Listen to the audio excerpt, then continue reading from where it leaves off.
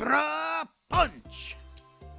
Hey guys, it's Patra, and in this video I want to talk to you guys about the balance update, aka patch, aka nerf, that just came out today, and everybody's so excited because it's a lot of things that people wanted.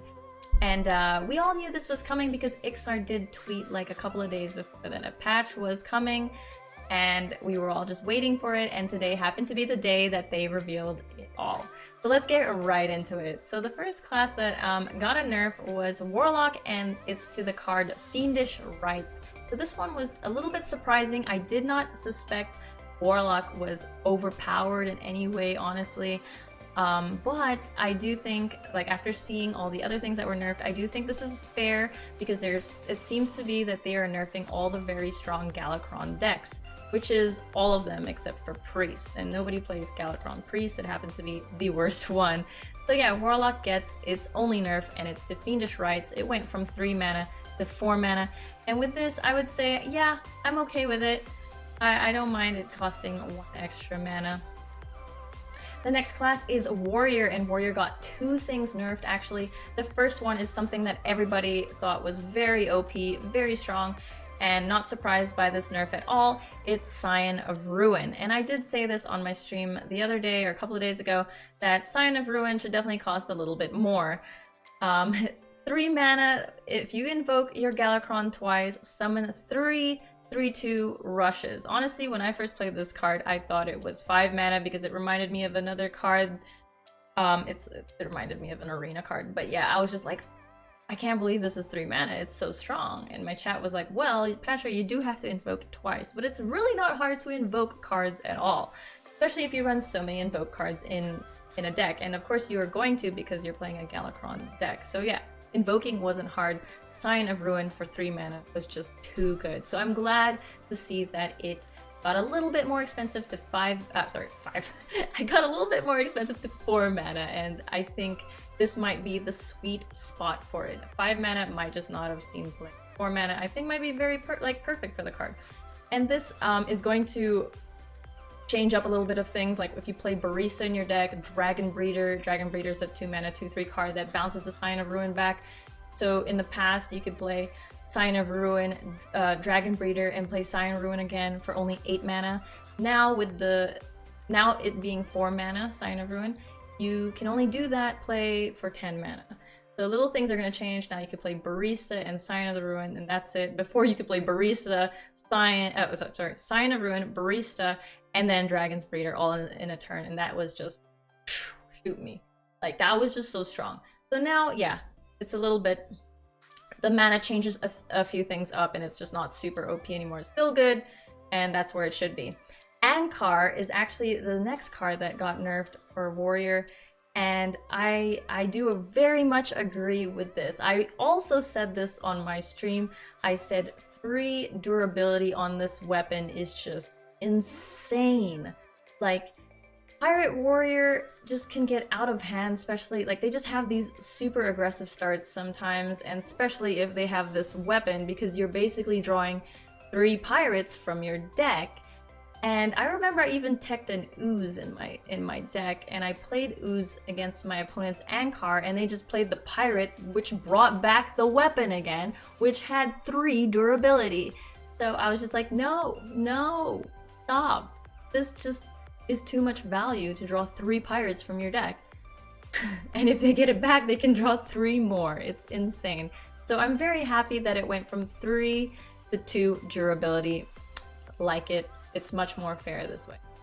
The next class that is nerfed, and it's been nerfed so many times, it's been beaten up all the time, it's Shaman, one of my favorite classes, and I do hope these nerfs don't make Shaman unplayable.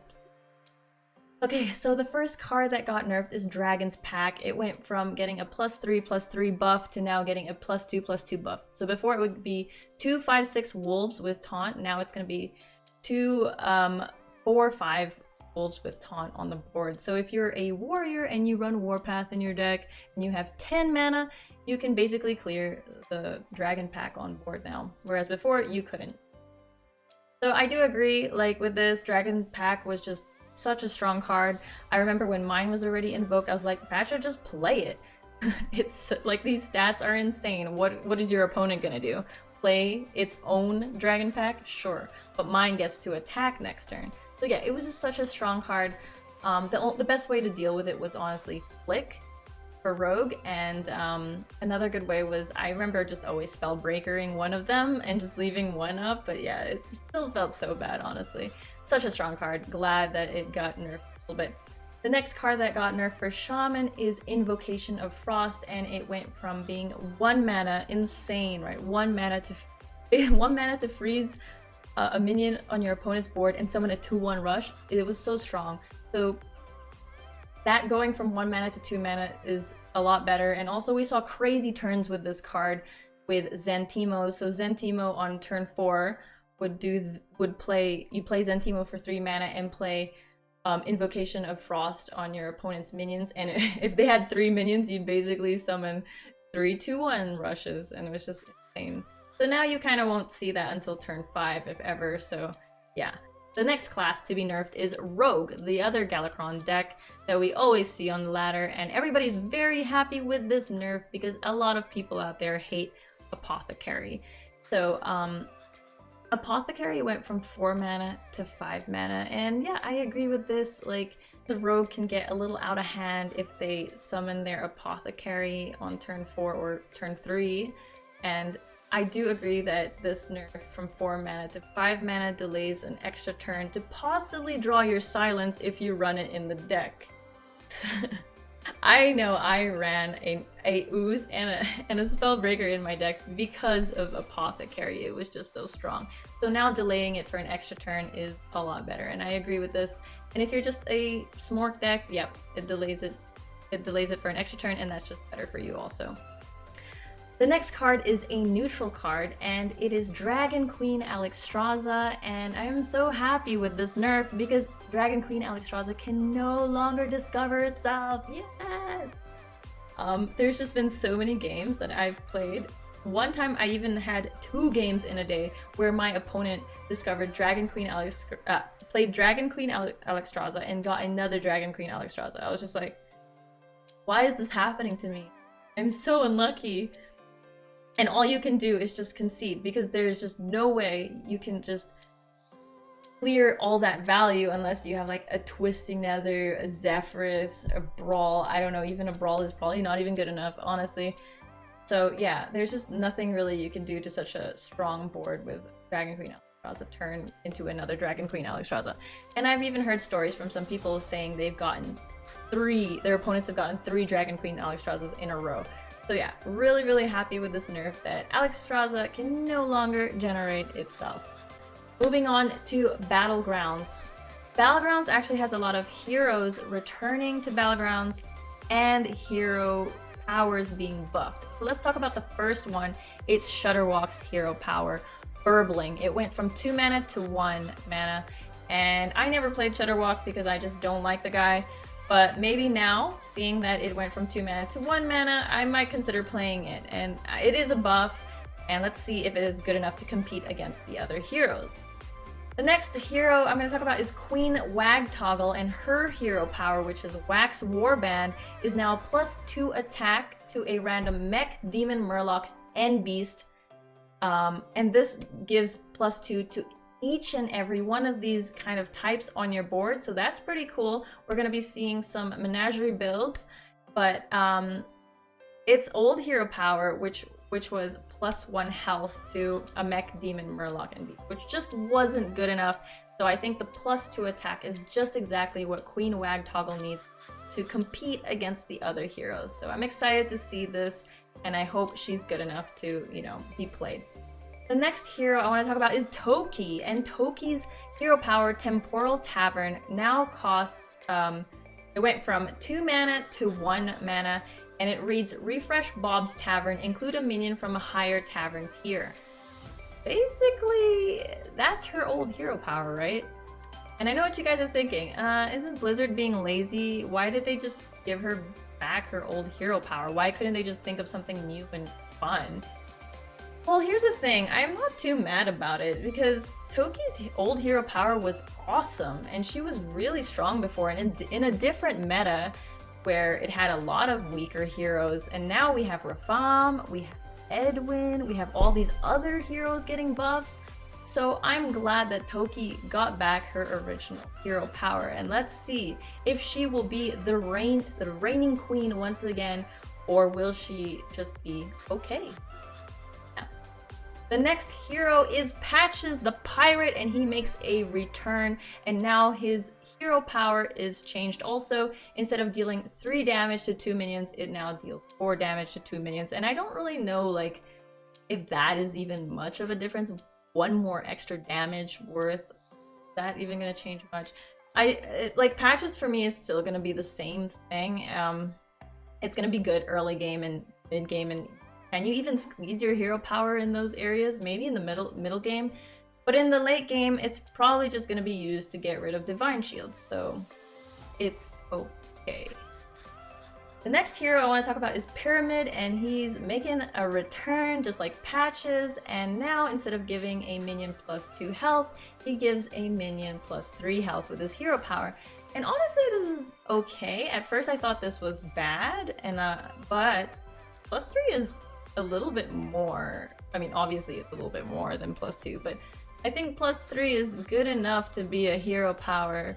Like +3 health is good enough to be a hero power.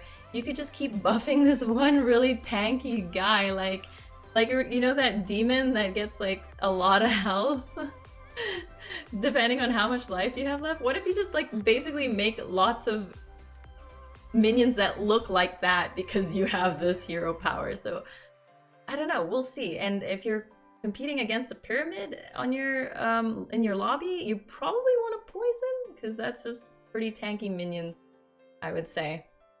The next thing I'm going to talk about is the Golden Soul Juggler, which is the level 2 Soul Juggler.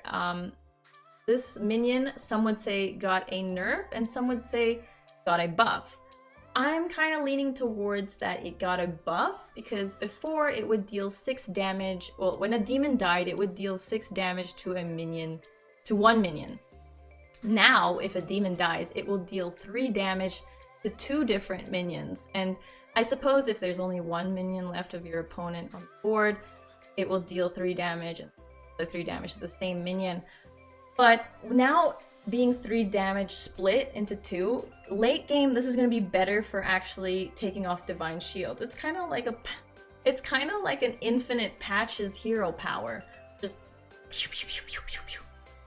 unless, you know, it gets sniped by Zap. But yeah, if it doesn't get sniped, it's basically like just shooting like 3 damage here, 3 damage there, and just getting rid of those divine shields. Because before, dealing 6 damage didn't really kill anything. I mean, it would get rid of a divine shield, but once the divine shield was out, it didn't really kill anything, because late game all the minions are pretty tanky. So yeah, getting rid of your opponent's divine shields with the new Soul Juggler, I do think it's a buff. The next minion from Battlegrounds that actually got a buff is Selfless Hero, and the death rattle when the Selfless Hero dies is put a divine shield on one of your friendly minions. And before, sometimes it could land on a minion that already had divine shield, and you're just like, yes!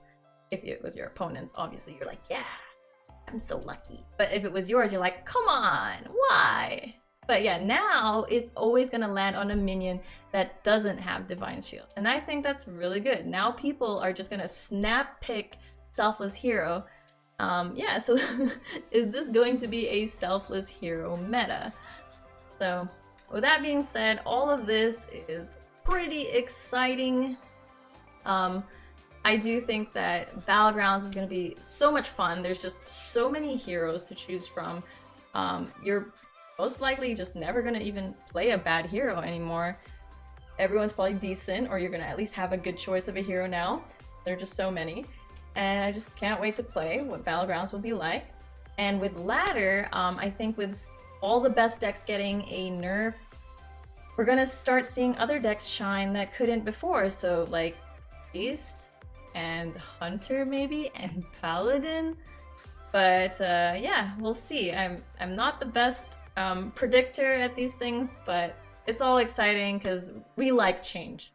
We want to try out the change. Let me know in the comments below what you guys think. Is there anything you don't like? Is there anything you love? So yeah, I'd love to hear it. And if you enjoyed the video, make sure to give this video a like. And I'll see you in my next video. Bye guys.